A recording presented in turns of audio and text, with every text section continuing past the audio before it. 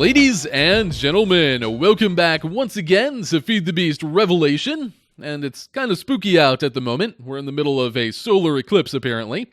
But that aside, today we're going to be working on our Immersive Engineering factory once again. It's very festive in here at the moment. But the goal today is to get things up and running. Specifically, I want all of the actual core machinery to be functional, not necessarily visually finished, but I want the entire process of automation to be taken care of. I want it to be to the point where we can supply it with coal and iron and all of the other raw resources that we need, and the system will kind of churn out whatever we want it to create. So that is the goal today. Obviously, we still have plenty of work to do visually on this place, like a whole lot. Wow, do mobs actually spawn during these things? I didn't realize that. So yeah, obviously we have a lot of visual stuff to do. That will come in the future, but I do suspect we're actually going to be kind of rearranging this place quite a lot today. So I don't want to get too far ahead of myself with the visual building stuff. So all of that being said, we have quite a lot to do, and I think we're going to go ahead and handle this process in segments, and we're going to do it in the order that they will be happening. So the first step of this process is taking in coal. I suppose technically the first step is actually receiving coal, which I have some ideas for what I want to do with this kind of coal pit receiving area out here, but it's a little bit involved and kind of complicated, and we'll probably end up doing that at some point in the future, probably when we're redoing the exterior over here, so it all kind of ties in. But for right now, we're going to leave that part be. The first thing we're actually going to work on, though, is taking in coal from somewhere, and converting that coal over to coal coke. That's the first step of our process. And there's quite a few different things that I want to happen in order to make this work. In order to make it an interesting looking process at least. So what we're actually going to do is we're going to drop the coal in from up above. We're no longer going to use this spot right here. We're actually probably going to drop it in through the wall right up here somewhere and make it look like it's falling into this bucket. So that's what we're going to do with that. We're going to go with the bucket method for kind of dropping the coal in. So we'll drop the coal, we'll pick it up automatically using kind of a vacuum hopper or something similar, and then we'll dispense it to item droppers like this one. That will be used to hold the coal above each of our coke ovens, and then we need to dispense it out when the bucket reaches those spots. So we need to trigger our bucket. It will slowly go across, and then as it reaches each spot, based on probably timing, I assume, I will trigger those droppers to send some number of coal blocks through. And then they'll drop in, and then after that drops in, we need to close the door. And I want to make all of that happen. It should look really cool as it's happening, being this kind of fully automated, interesting looking process. Of course, once this is all finished, the bucket will go back and wait. And then once the coke oven's down below, because we do have actual... Oop, I'm stuck. There we go. We do have actual coke ovens down here. Once these guys are done processing the actual coal that we send in, we'll have that sent back up, kind of appear inside of our fake coke ovens up here, and then we're going to use our little golem buddies to pull that out and bring it out here somewhere. So those are the first few steps of this process. Take coal in, drop it into our fake coke ovens, process it, and then pull the coke out of it. So that is what I want to do. Obviously, we also have to handle the creosote as that's being created. I'm just going to try and pump that up through here. I think it'll look kind of cool to have the creosote flowing visually. So I want to try that out. If not, we can actually put it through the metal pipe in the middle. I think that'll look good. But we'll have to see what it looks like when it's done. So to be honest with you, I have absolutely no idea how I'm going to do any of this stuff. There's a lot of very delicate timings and redstone-y stuff that needs to be done. But, well, I'm sure I'll figure it out. So, I'm going to go get to all of that, and hopefully we'll have a fully automated process of creating coke and creosote when I'm done.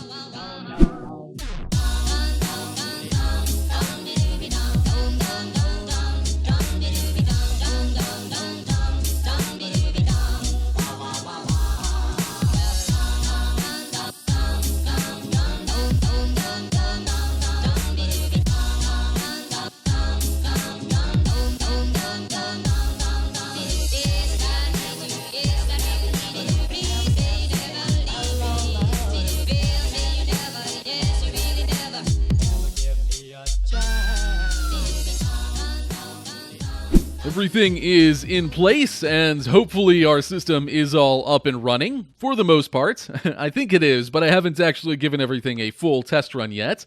I do know that there is one particular part of this system that kind of refuses to work like it should, but we'll talk more about that in a second. For right now, let's get this thing up and running and see what it all looks like. Now, in order to do that, I have put a temporary button over here. I'm not actually sure how I'm going to trigger the system normally. Like when everything is finalized and, the build is done, maybe we'll have a control room, like in this area somewhere, or maybe we'll control everything externally from some central building. For right now, though, let's just push the button.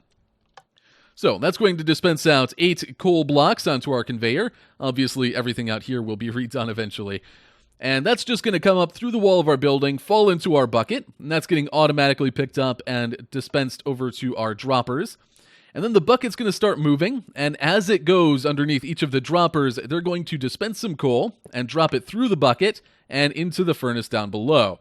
Obviously, we'll cover up the droppers and stuff and hopefully disguise the process a little better. But as the coal drops into the furnaces, 2 seconds later, the doors close. So it kind of looks like the furnaces are getting, kind of filled up, and then the door closes, and the furnace kind of does their thing, They kind of go to work turning the coal into coal coke. And then, of course, the bucket up above returns to its initial spot, so, we can restart the process when the time comes. So, that is the first half of the process, and honestly, the by far most complex part of it. And now, down below, we have actual coke ovens doing their thing. So we are actively making creosote oil and coal coke right now. So I'll give you a quick crash course on how this all works, just so you kind of understand what's happening. We send 8 pulses via a sequencer block. Really cool little block from RF Tools, by the way. Allows you to send patterns of redstone signals very easily. Really cool stuff. So we send 8 signals into a dropper to send our coal up. And we'll probably come up with some kind of more inventive and interesting way to do that later on, but for right now it works. Hello, lag spike.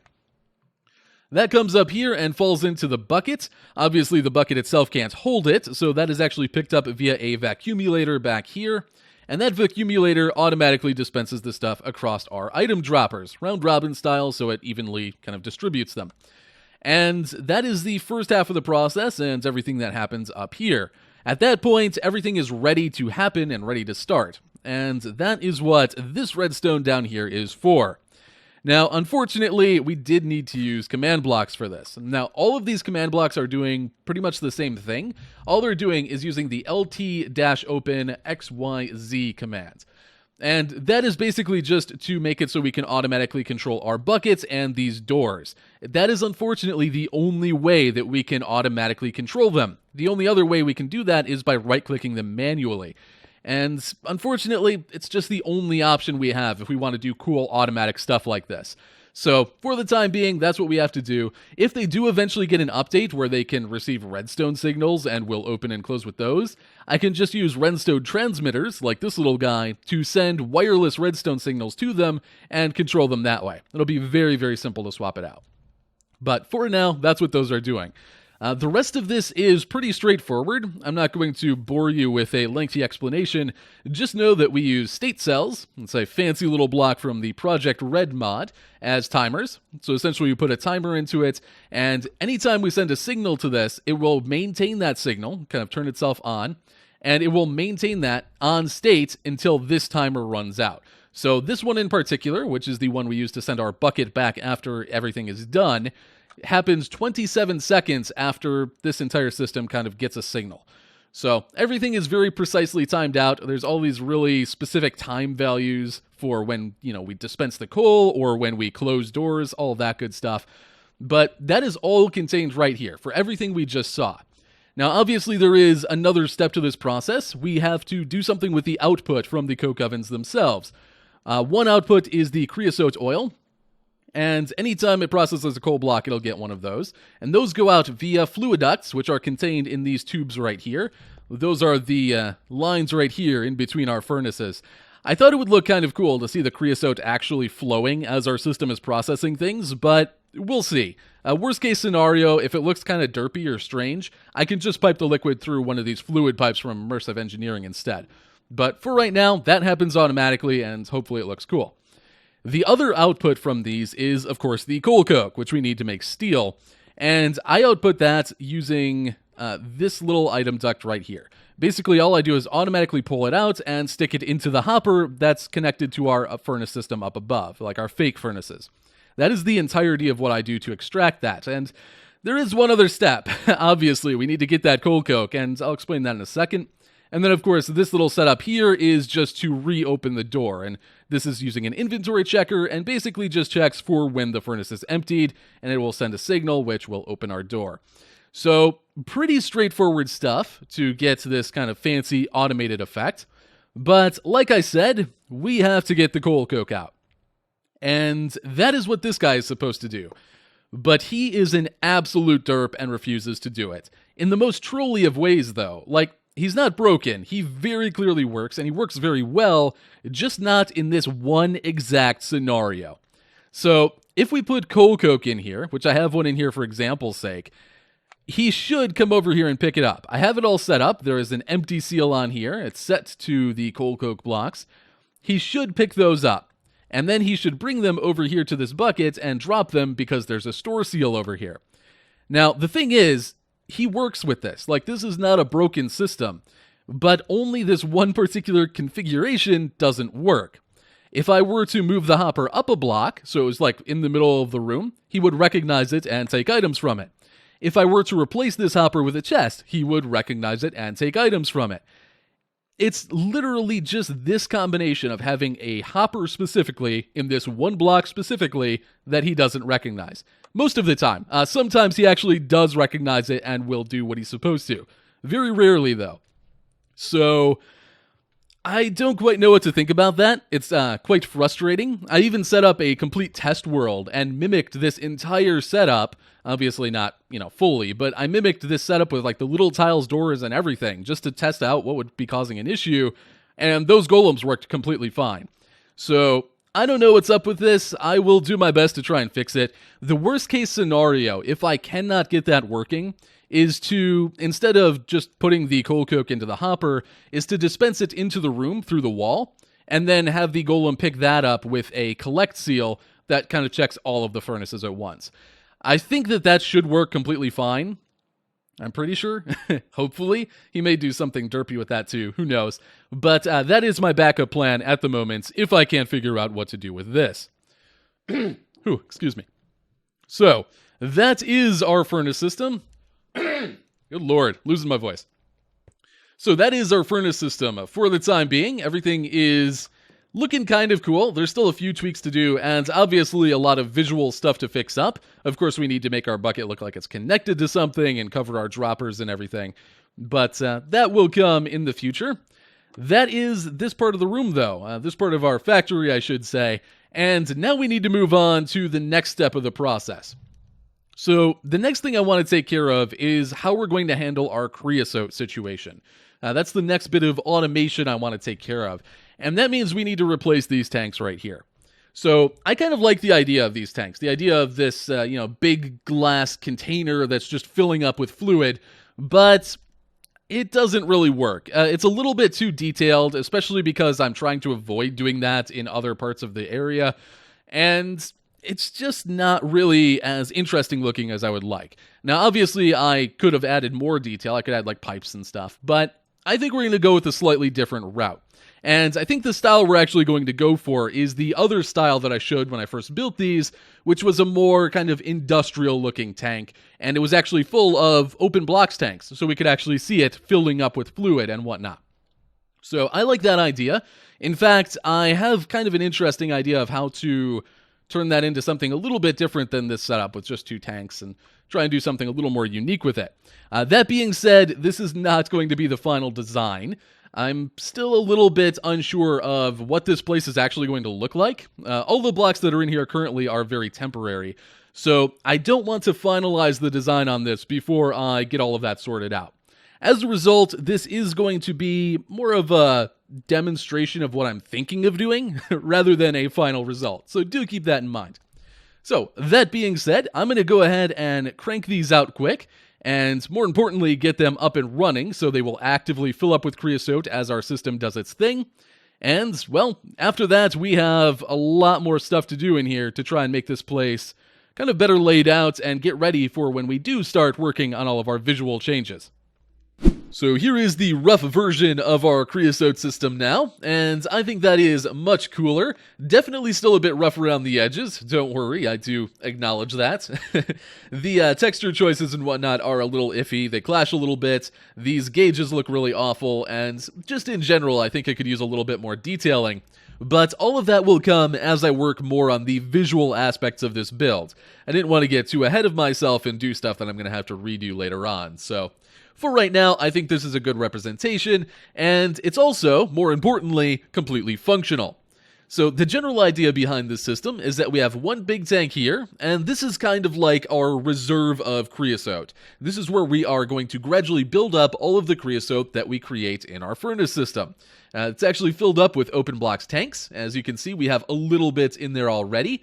I think the grand total that this tank can hold is something like 320 buckets worth, which sounds like quite a lot of creosote, but in reality, this furnace system, every cycle that it goes through, so every 8 coal blocks we process, is actually going to churn out 40 buckets of creosote. So realistically, this is going to fill up pretty quickly, and we'll probably need to siphon it out and put it somewhere else, but for the time being, at least as kind of like a nice visual representation of our creosote storage, I think this is really cool. So, the creosote's going to get processed by the furnaces that go up through this line, and it's going to get fed directly into this tank. We'll be able to see it fill up, that's all well and good.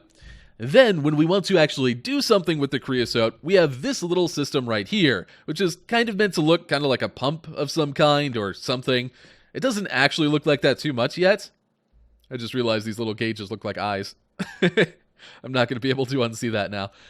But this is going to be kind of like a pump system. And the idea is that we have a little reserve here, a little single tank. This holds 16 buckets. And anytime that we need creosote oil somewhere, we will siphon it out of there. So we'll see this tank start draining. And then we will shortly after let this tank drain into that one. So basically what's going to happen is we will use creosote somewhere, say we're, automatically creating treated wood somewhere. We'll see this tank start draining, and then we'll see this one start going down and fill this one back up. That is the intention, and I think that's going to look kind of cool. It's going to give it a little bit of extra, motion and life and whatnot. I feel like I say those words a lot when I'm building things like this.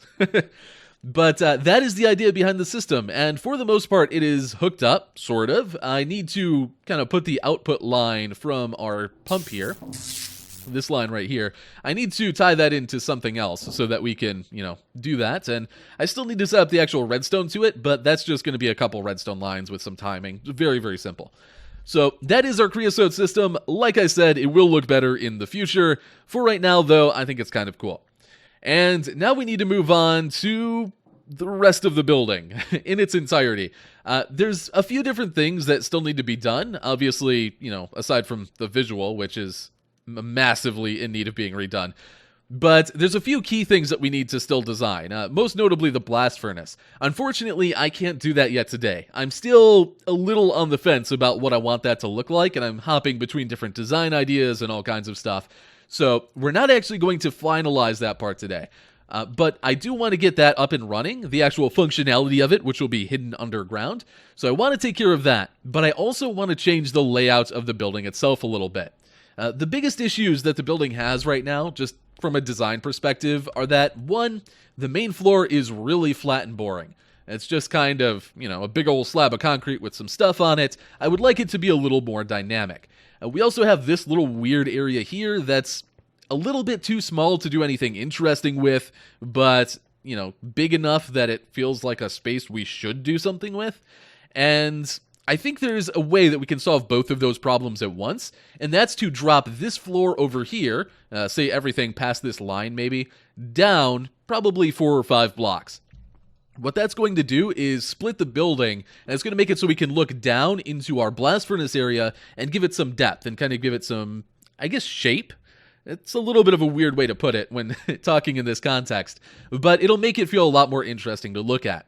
That'll also mean that we can drop the floor in this area a little bit and get this kind of multi-level effect where we walk down the stairs to get in here and then walk down other stairs to get over here. I'm probably not explaining that very well, but you'll see what I mean in a second. So I want to take care of that. That's going to give us more space in these areas and give us some interesting different, height variants to work with. And I would also like to try and do something with this area. So the problem here is that I want this to look kind of like a shipping area where they, box things up and then ship them out to other places within our base. And that's okay, but I crammed the assembler up here as well, because I like the idea of having an auto crafting system, which is what the assembler does, inside of this build somewhere. But I don't know, it feels kind of forced right here. It feels like it's taking up too much space.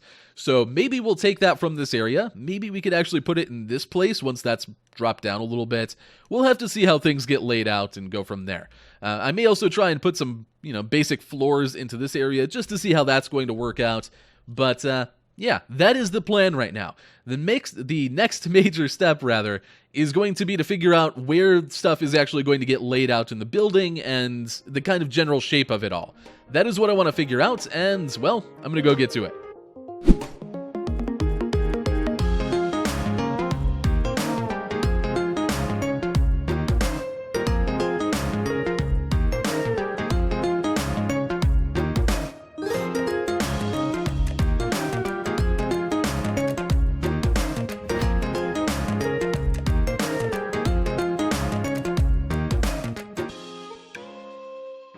So I have made the changes, and believe me, I am well aware that the building is not looking very pretty at the moment. That is something we will hopefully be able to start fixing going forward, because now that we have this layout figured out, I think we can start focusing on the actual visual aspects of this building. So a quick rundown of the things I did. I dropped this half of the building down 5 blocks or so. I think that'll give a really cool effect once we have the blast furnace in place, because the blast furnace is going to be a huge structure. It's just going to be like super tall and imposing, and I think looking down on it and seeing items going in and items flowing out, I think that's going to give a really cool effect. So I'm glad we did that. I think that'll look cool. Obviously, the block choice is, well, it's definitely not going to stay this way. I wanted to have the lower walls in this area have a different texture than the upper ones. And now that this is set up, it'll be really easy to swap this out and, put different blocks in their places. I wanted to see what this soul sandstone would look like, because I always want to find better brick textures. It's a shame because it's almost a good texture, but that little notch that it's missing, it makes it really repetitive and kind of ruins it, which sucks. I really wish that was just like a little variant that would rarely show up and that was normal brick normally, because that would be a lovely texture then. Anyway. That aside, we will be fixing up the visual aspect of this, but having this space in place is really, really good. So, as for the blast furnace itself, I did hook up the functionality for it, and that's what this little stuff down here is. And this little contained set of blocks is actually all we need for the entire blast furnace setup. There's only 2 things missing from this, and that is an input and an output. And they're completely prepared to be put in. In fact, all we need to do is put an inventory here going into this item duct, and that would automatically round robin to these 2 furnaces, evenly distribute any iron and coal we put into it, and, that's all that we need to do for that. And then the steel and slag from the byproducts of our blast furnaces would automatically get spit out, picked up by the vacuumulator, and then all we need to do is item duct these to wherever we want them.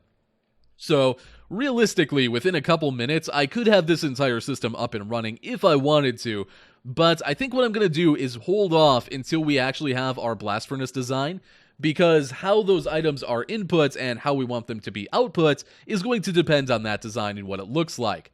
So I'm going to hold off on that. We will save the maiden use of this contraption down here until we actually have that design ready. And hopefully we will do a lot of design work in this area when we do that, and give it a lot of life and interest. On that same note, this area over here, beneath the walkway, I think we can do a lot of really cool detail things here. I may actually want to expand this out another, 2, maybe 3 blocks so we have more space. But I think that this could tie in really well with how we load the coal coke, because we're going to... I don't think I actually conveyed this earlier, but when this thing is filled up with coal coke from our little golem, who, by the way, while I was doing this, decided to work really, really well, and now I think he's broken again. So, not sure what he's up to. But eventually, when he is working, he will load this thing up with coal coke, send it on its way. We'll make it look more like a minecart of some kind traveling around. And that's going to get all the way down to here, and we'll make it look like it's unloading the coal coke. and then maybe it'll drop through a vent and kind of end up down here. Unfortunately, if you're wondering what that pixel is, when you have little tile doors, which is what this is, and you want them to move a long distance, you need to have a little, pixel on the far side that can make the door seem like it's really big so that it can open all this way. So that's actually how I pull that off, by the way. But yeah, anyway, that's kind of what I'm thinking right now. We'll have the coal coke unload down here and then somehow end up in our furnace. And maybe we can also have pipe stuff going on down here and maybe some control panel type things. I think we can do a lot of cool detail stuff with that wall, is basically what I'm saying.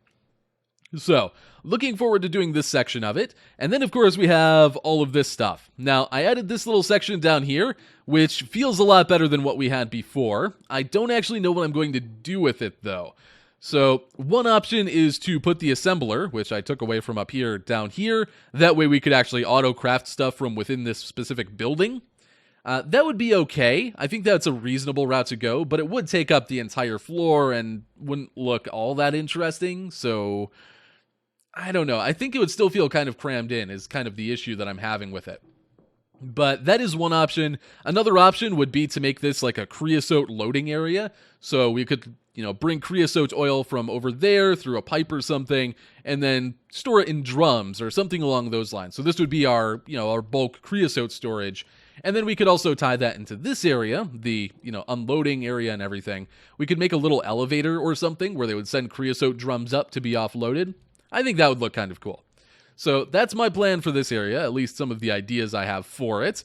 Again, the visual aspects here are going to need quite a lot of work, but we'll get there. And then we have these floors up here, which I wanted to put in, mostly because I want to try and find a way to tie them into the rest of the build.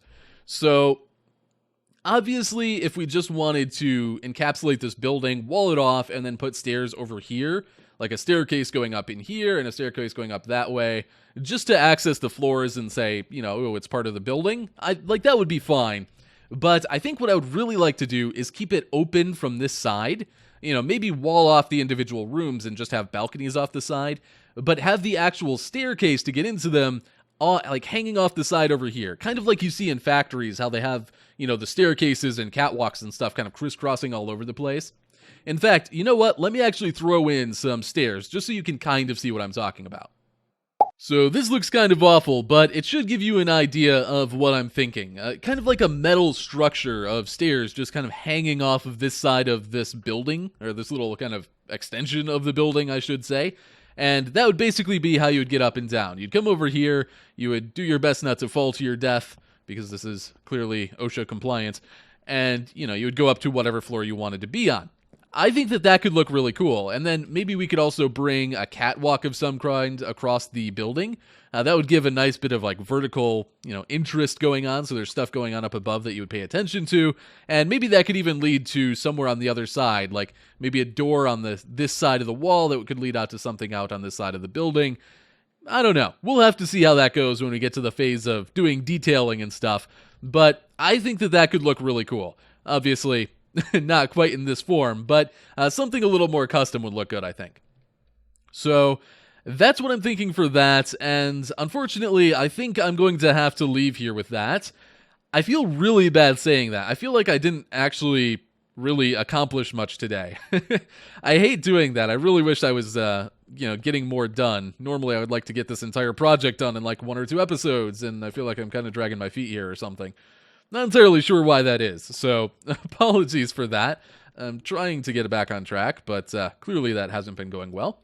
Anyway, hopefully next time we are in here, we're going to be focusing on the visual aspect of things and try and get this place into a somewhat better state.